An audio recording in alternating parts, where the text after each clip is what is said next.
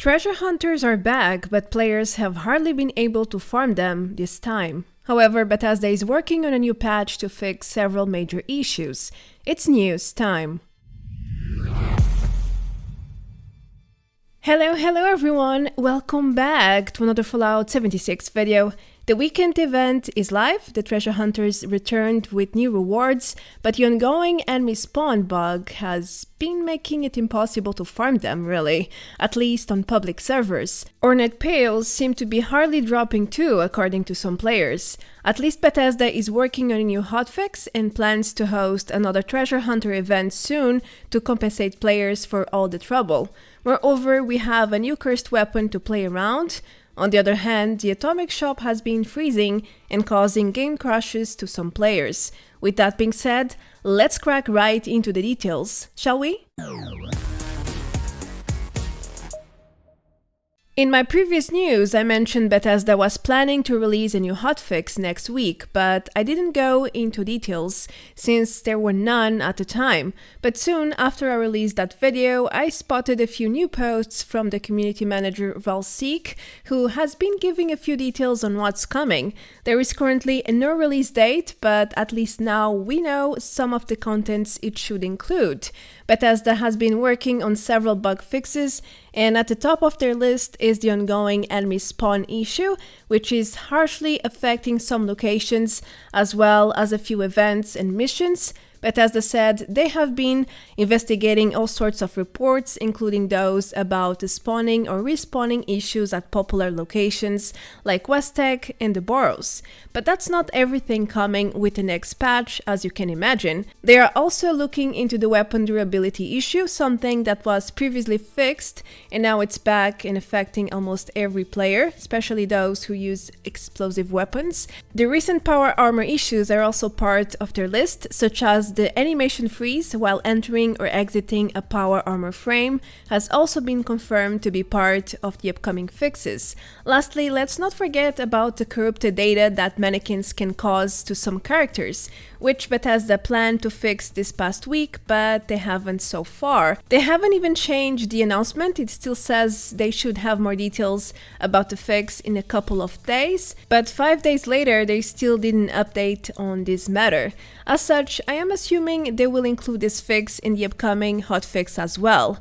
That's everything I could find. I'm sure they will include a few more things, but do not expect a lot more because it's an unplanned patch after all. It's a hotfix intended to solve new critical issues which went live with patch 26, and it's not meant to deliver any new content.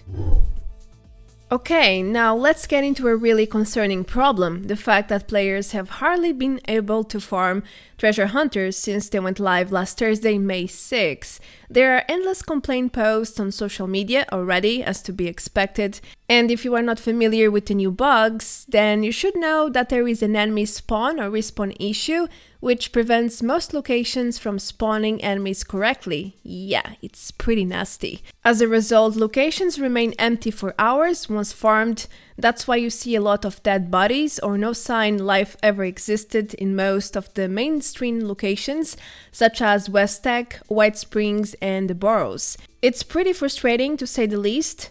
Needless to say that if enemies are not really spawning or respawning, then treasure hunters will also not spawn. As such, trying to farm them on public servers, it's pretty much a waste of time right now. I tried it for a couple of hours last Friday, and I kept running through empty towns and shadow locations.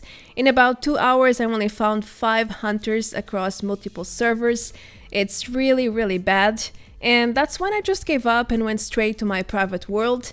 Now, I would say Bethesda is secretly pushing players to buy Fallout first in order to access private worlds, if I didn't know better, because it does look that way at first glance. It's true, you can find way more hunters there, but that's because when you join your fresh private world, nobody was farming there, right? So in theory, all locations should be populated with enemies, but there is always a but. The enemy spawns are bugged everywhere. Once you farm your private world, the enemies don't really spawn either. It takes a very long time. So all in all, private worlds do help a lot, but they are not immune to the bug either. Anyhow, I created a discussion post on Reddit a few days ago, and the community manager confirmed they are working on a fix for this. As I mentioned in the previous point, it should be included in the upcoming hotfix. Before we move to the next news, I just want to point out that the spawn system is really messed up right now. In most cases, enemies will not respawn, but there is also occasions where enemies spawn in mass, way more than intended, than usual. Like here, this queen kept spawning waves of enemies every 10 seconds or so. Then we also had the nuclear keycard bots spawning on top of us. And things were so chaotic. And fun too. I mean, people kept dying, but it was really good experience and loot. I wish the bug was more like this, to be honest. At least things would be more interesting. But this is more like an exception than the rule, sadly. Anyway, let's proceed. Now, something else I noticed while farming on my private server was that Ornate Pails became a rarity. Don't get me wrong though, I was probably really unlucky. It's not like Ornate Pails have a high chance to drop anyway. They are very much like a rarity, but when you farm over 100 hunters and you end up with 5 Ornate Pails, you start thinking that maybe, just maybe, something is not right. I know what you are probably thinking though, that's just my experience. One individual's result cannot be taken as a fact, and you are absolutely correct. But what if it's not just me? In my Reddit post here, I saw lots of comments where other players claim to be experiencing something similar, which makes me quite suspicious something is not right again. Anyway, Bethesda already came forward to inform us they did not change the Ornate Pail drop rates, which in a way is a relief, but again, that doesn't mean they are dropping normally as they used to in previous event editions. Maybe there is a new bug affecting the drop rates. I mean, would it really surprise anyone at this point, if that was the case? After all, 76 is often buried in new and old bugs, so in my book, this is a likely possibility and one to consider. Anyhow, it could be a bug, yes, but it could also be bad luck due to really low drop rates. So let's keep moving. Alright, so with all this mess going on regarding the treasure hunter farming, Bethesda decided to inform us they want to provide a small compensation to make things right. Well, as right as they can. As such, they plan to host another treasure hunter event soon to allow everyone to properly farm the hunters and get a normal chance at collecting the new 6 rewards added to the treasure hunter pool with update 26. I checked the ongoing community event calendar and there is no planned hunter event for June, so the next one would go live in the middle of July. That's a long time, basically 2 months, so it's great they will host an extra one as compensation. Anyway, the second event is only happening once the enemy spawn fix is live, so it might take a few weeks until that happens. The community manager Volseek said they are planning to release the hotfix before the patch coming later in May, which means they will most likely release the hotfix this following week. Anything could change though, and there are no fixed dates yet, so stay tuned. More details should come on this week's Inside the Vault article. So, this next news is more like a practical advice, really. I always try to outcome issues, and the best solution I found to farm the new treasure hunter rewards was to spend around 60k caps in empty Ornate Pails. Crafted Ornate Pails have the highest chance to drop the rare plants, around 2.5% drop rate each, including the new rewards of course, so it's really a wise idea to simply farm caps and spend every penny on them. I was lucky enough to roll all the new rewards in the past couple of days just by crafting. This is the new reward list if you missed it so far in my previous news or elsewhere. And yeah, my first 150 farmed pails only gave me old duplicated stuff. As such, I really recommend you guys to spend your caps in empty pails, especially if you don't have followed first and you are not able to farm in a private server, because as I explained, it's a nightmare to find them on public servers right now. At least farming caps is more consistent, you know, with the fixed daily vendor limit and so on. I'm just trying to help. I know this is no fix for anything, but while we wait for the real fix, craft pails are your best choice. At least they give you better chances at rolling what you want with way less trouble and frustration. Talking about new rewards, one of the additions to the Treasure Hunter's reward pool is this cursed rolling pin. It comes with improved damage and attack rate in exchange for a lower durability. Then we have the Nocturnal legendary effect, followed by +1 strength and 40% more damage with power attacks.